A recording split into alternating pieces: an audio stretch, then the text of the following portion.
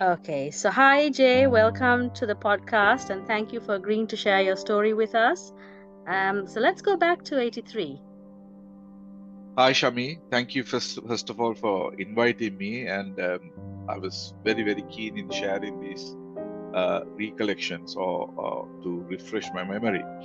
So, as per my best of memories, the 12 army personnel, I believe, got killed on the 12th of I believe it 24th, was I the think. 12th. Sorry, 20.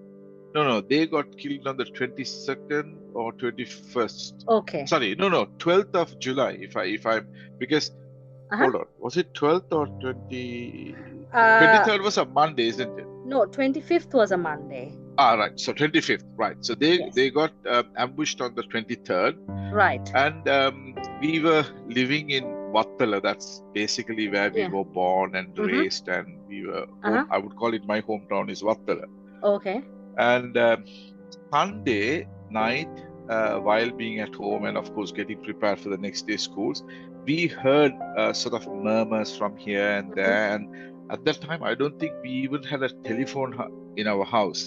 Yeah. But neighbors Mm-hmm. talking about certain, how should I put it, uneasiness in Colombo. Right.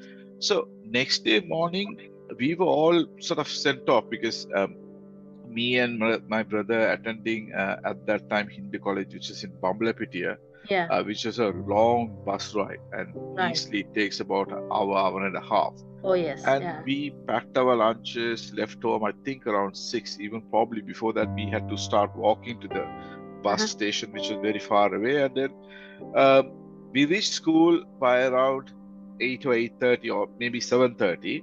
Mm-hmm. Immediately, within half an hour or 1 hour, we were sort of turned back. There was no, how should I put it? There was no planning, there was no contingency, there was no sort Mm-hmm. of warning Turned back what was going to where? happen. Yeah, sorry. Turned back where? Turned back from the school. So Oh, we from of the course school. went in, Oh, but the you went. school sessions didn't start, All right? right. Okay. So the school said no, that there are certain things, and school will not be functioning today, right? Mm-hmm. Mm-hmm. And we again went back to the road, got out of the bus, and on the again a long drive or rather ride back in the bus. Mm-hmm.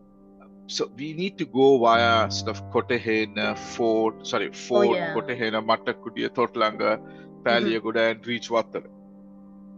So we were in a normal, the route number was called 101. Mm-hmm. It was not a school bus, but we were there, but we were in white. We saw this was around 9:30, 10, I believe. Mm-hmm. Already we started seeing in far black smoke rising, especially I remember Kotehena Totlang area, right? So no phone, nothing. So there is no communication. So we anyway got off the bus in our bus stop in Wattala, Elvistown, and then walked home. By 11, I think before midday, me and my brother were at home.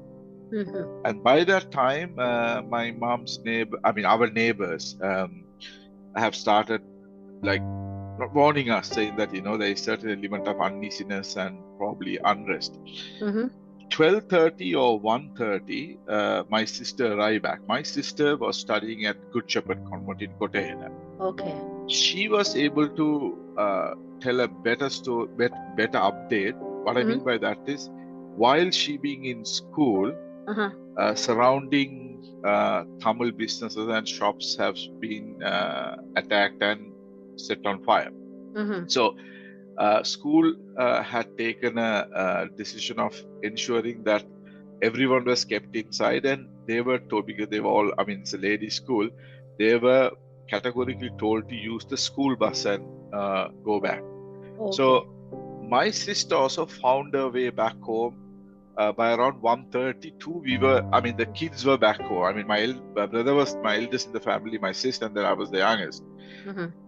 Then my father, my sister was dropped off by my father on the way to his workplace in Colombo 2, which is Slave Island area near the Berele. There, so he reached us. What time? He came back home around 3:30. Okay. Okay.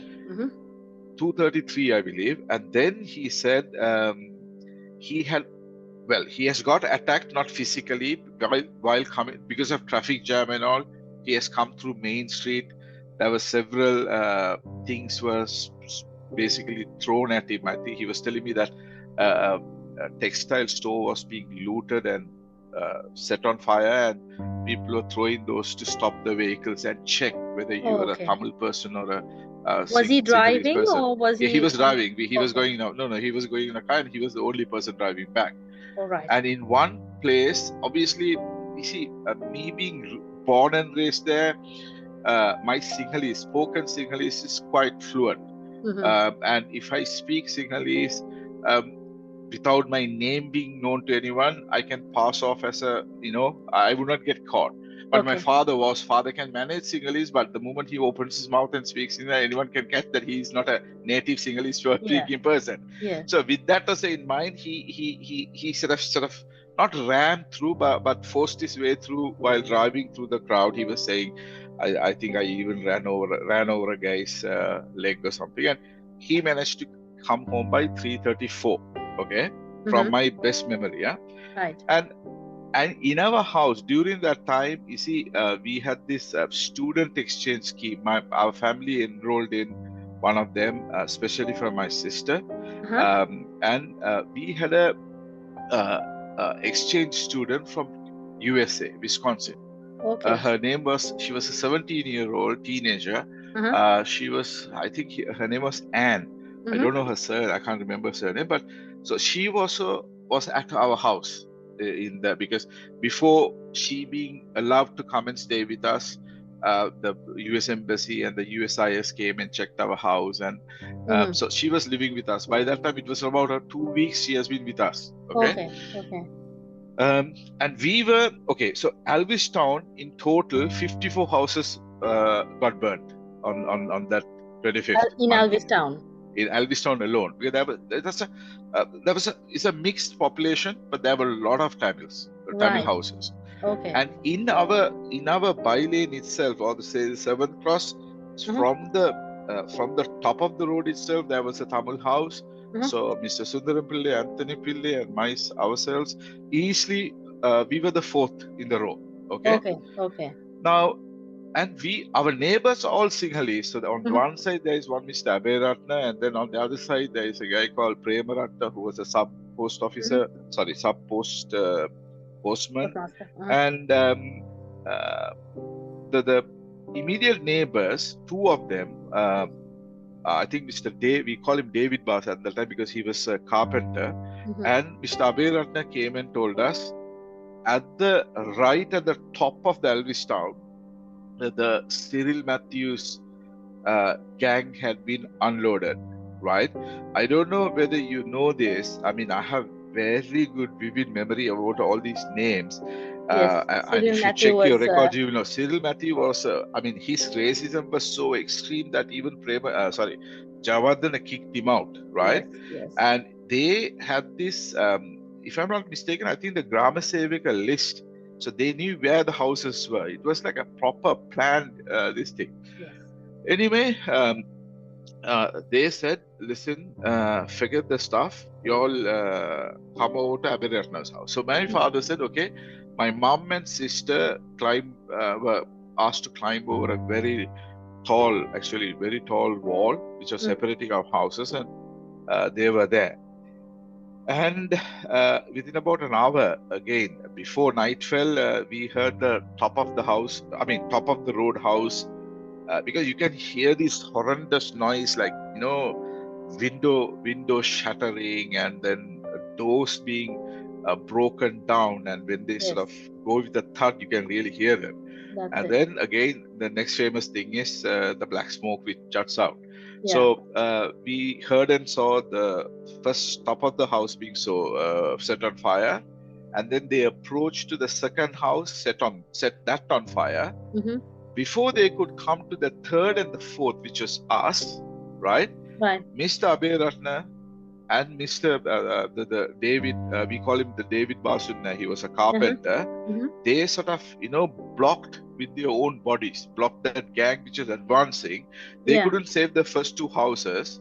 I mean, honestly, Shami, you see, that was such a heroic act by them. And they said, if you're wanting to hit these two people or burn these houses, you really need to sort of go over my body. I heard Mr. Abhiratna saying this. That's amazing. Munge gedara makut ganda epa megolla api hondata maasare karana andurana minisu.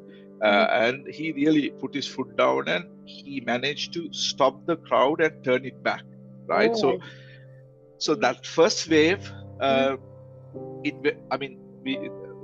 they turned back and went away, and we were actually very, very scared. So me, my brother, and my father also moved over to the other house.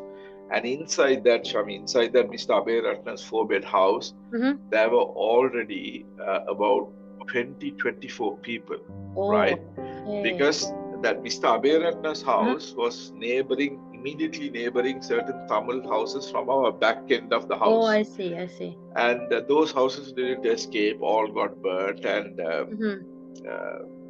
so the first day passed on like that. So our house technically was, on that first day, it didn't get burned or it didn't get looted because of Mr. Abhay Ratna. Right. So that is one neighbor, let's say two neighbors, putting their own souls and bodies in their lives, really. Absolutely, it was their lives. I have never ever seen, at least I have never ever experienced the real war in Jaffna. So I never lived in Jaffna for beyond more than 10 months. So I can't come on to that. But for me as a 13-year-old, that gentleman's act was very heroic. Then the second day, what happened was, so our house, so on one side is Mr. Abhay Ratna, on the other side was Prema Ratna. Okay? But this Prema Ratna was at that time was like I don't want to call it drug, or maybe let's call it alcoholic or marijuana user. And he and his brother-in-law brought a lorry from somewhere and parked in a sort of a by-lane and started looting our front door house. The front door house was a very palatial house. I remember the name Bastian Pillis. Only a lady, at that time she was around 40s, and the elderly mother were living. They were evacuated by their Colombo living relatives on Sunday night. So that house was vacant. When they were being evacuated only, my mother was given some indication saying that, things are not going to be very easy, etc. Anyway, so it was empty. But all the old antiques, everything, these two guys, Premaratna and Rohana, looted everything. And Tuesday night, these two fellows set fire to that house. Right? That was such a, again, we escaped that first wave, but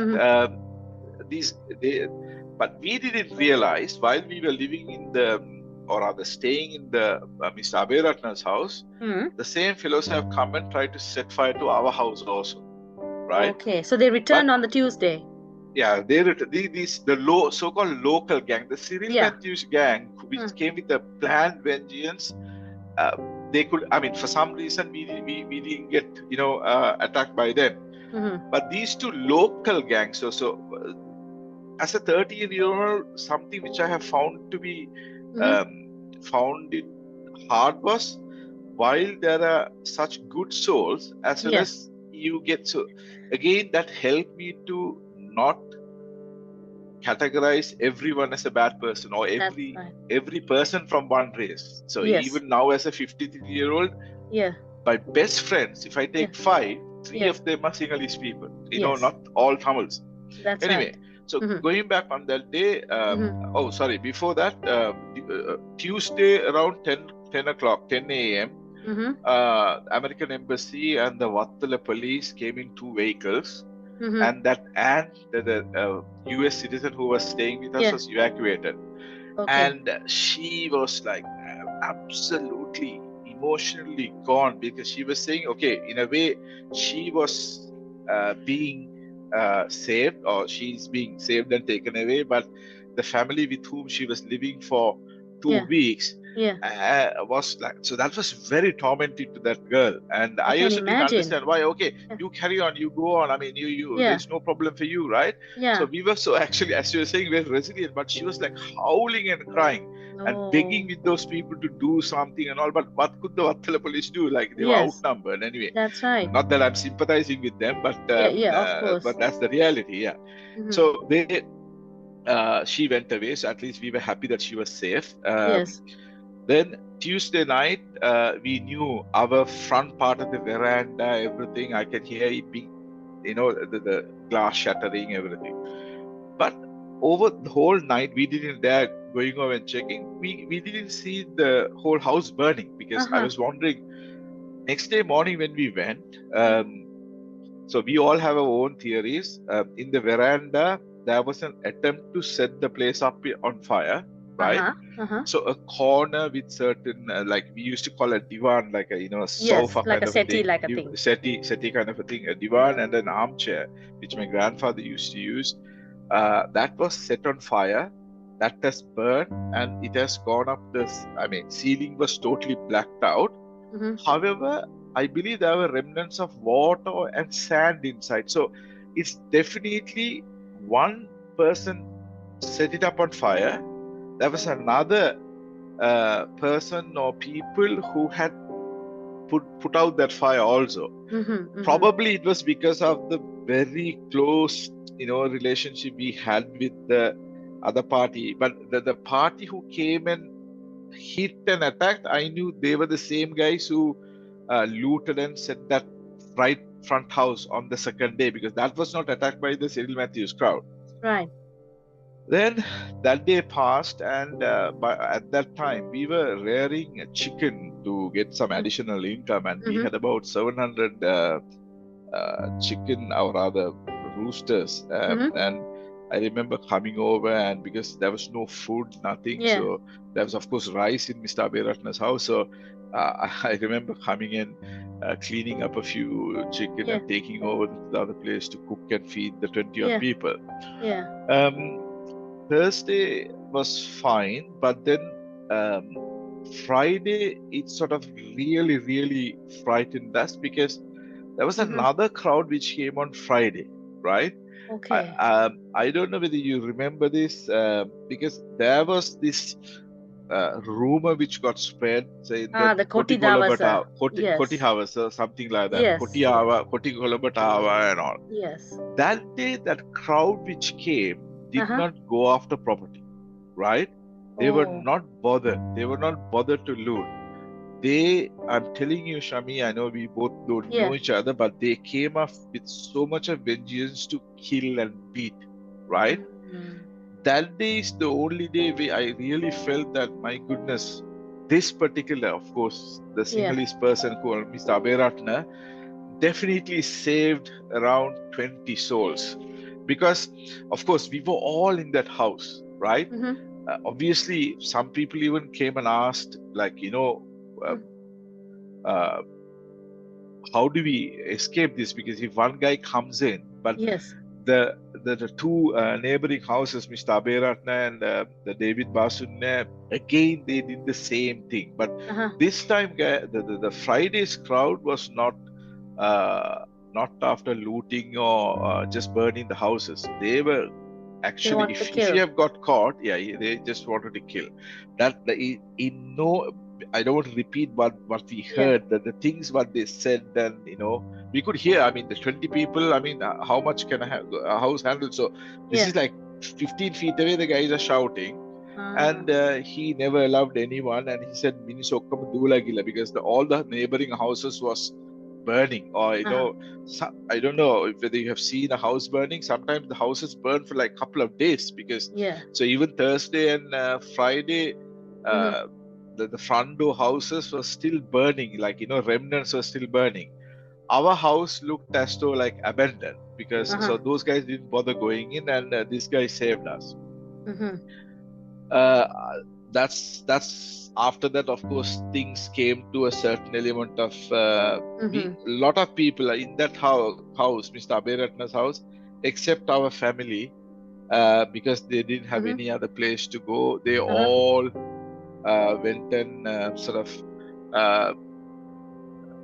not checked them and recorded themselves into the nearest refugee center. So I don't know whether Sugat told you or not, our school also turned into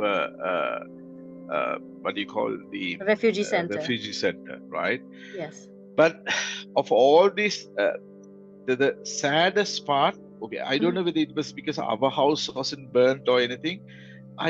Even at that point, I didn't sort of um, see great trauma, right? Right. But Right. the absolute sadness is this incident which I'm going to tell you.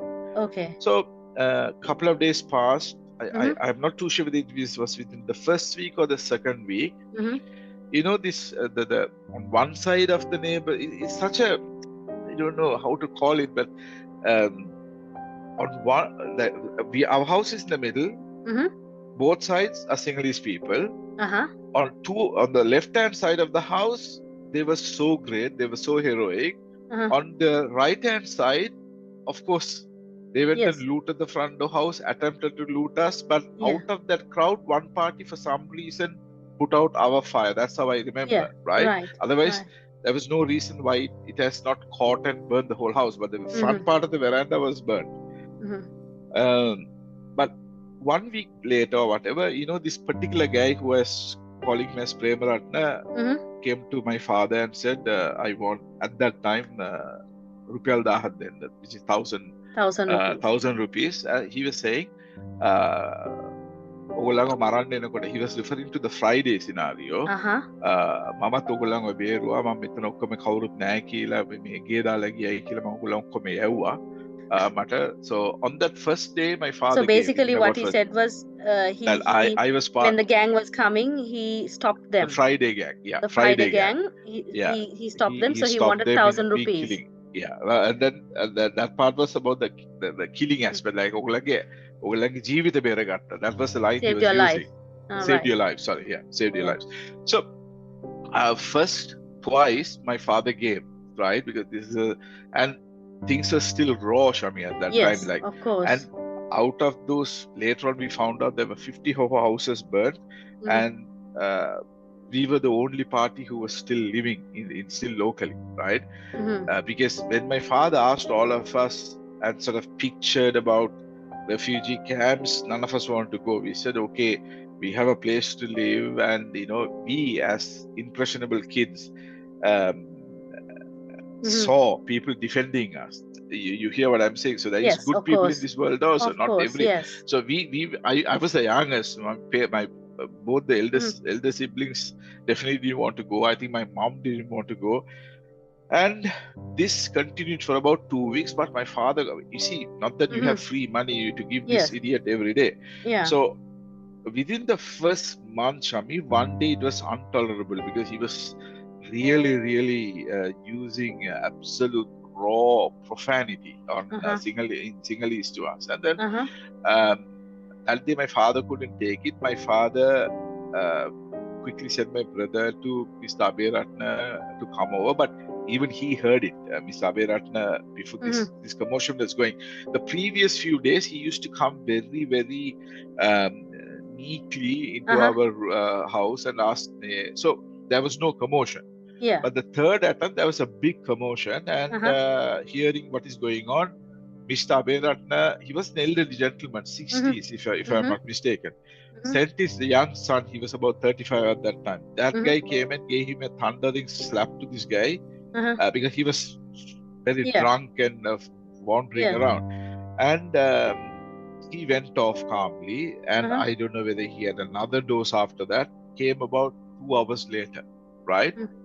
Again abusing and shouting, and this time not only us who were Demulu, Demulunga Bera Gande Apu Aberatna Puta, meaning Sunil Aberatna also got targeted, right? Oh, I see. And then we knew this is not going to end well, and we were not very sure because things were very raw at that time. That's right. I mean, I mean, people are still cleaning houses from the debris. Yeah. And my father took the car out. We had a car, and which was parked in Aberatna's house. But subsequently, after first 5 days, we brought it back into our compound.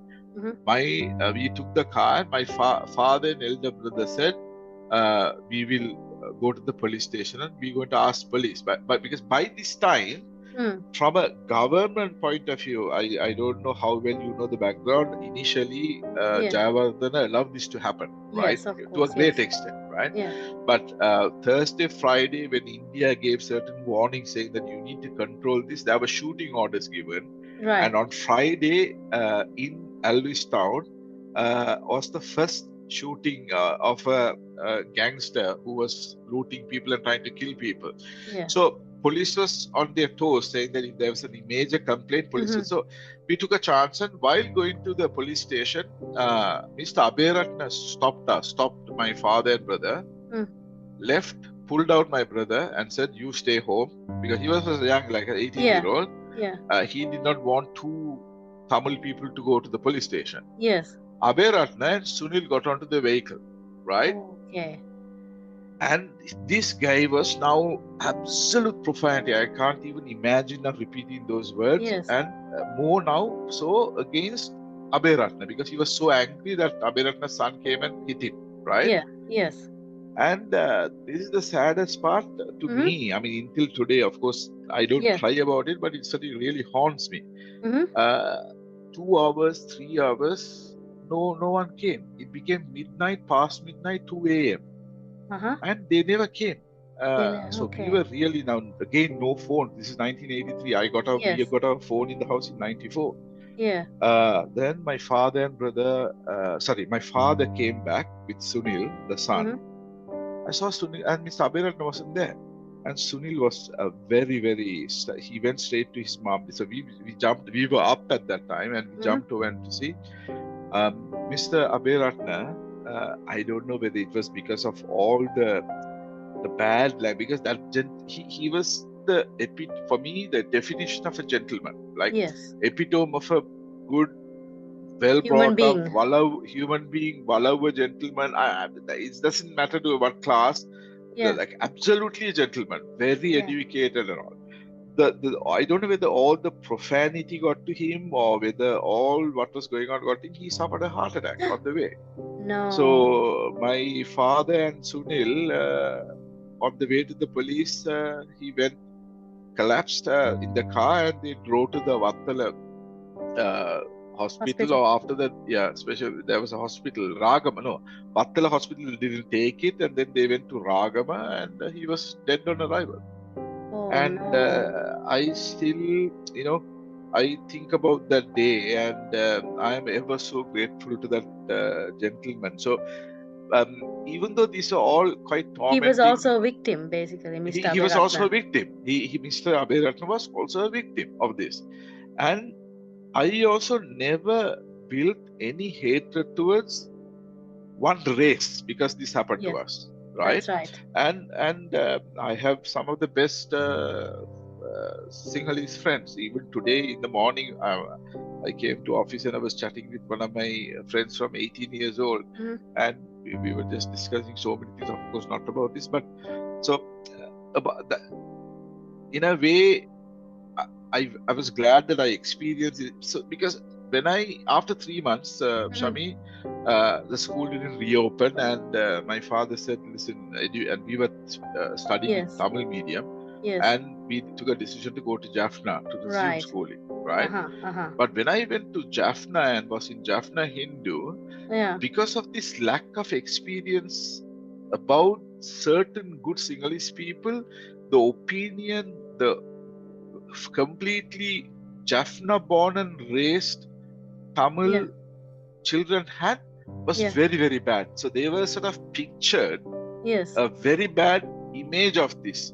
So a lot of guys used to come and ask me, okay, so you are happy now in Tamil, you are at that time, obviously the grassroots level, the LTT or the separatist movement was very active, and some of the guys were very, very impressionable, and they were asking, oh, so do you like to live here now?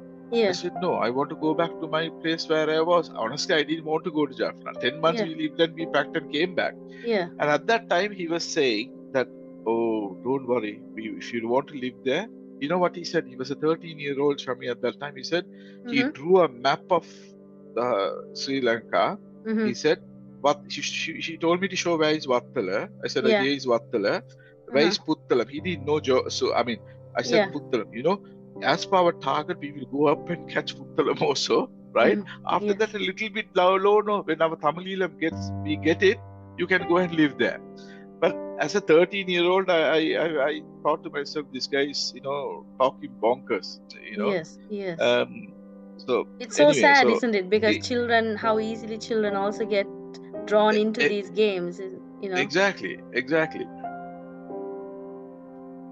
But at the same time, post Mm-hmm. that incident, lot of animosities to civilians happened by the LTT and all. There is no excuse for that at all, Yeah. and I was never a condoner of the LTT movement or what they became and etc. etc. But sometimes it hurts us.